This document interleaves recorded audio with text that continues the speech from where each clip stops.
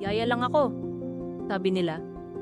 Pero kung alam nyo lang, ako ang nagpapatakbo ng isang buong barangay. Sa Dubai ako nag-aalaga ng anak ng iba.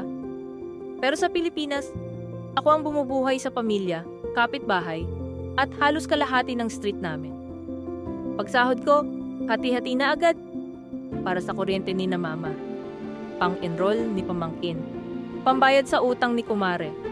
At kung minsan, kahit yung hindi ko kakilala, napapa-Gcash ko na rin.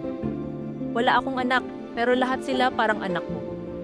Wala akong sariling bahay, pero ako ang nagpapakabit ng bubong sa iba. Wala akong kotse, pero ako ang sinasakyan nila sa oras ng kagipitan. Minsan naiiyak na lang ako. Habang pinapatulog ko yung alaga ko dito, gabi na, pagod na ako pero wala pang natira para sa sarili ko. Pero bakit ko pa rin ginagawa?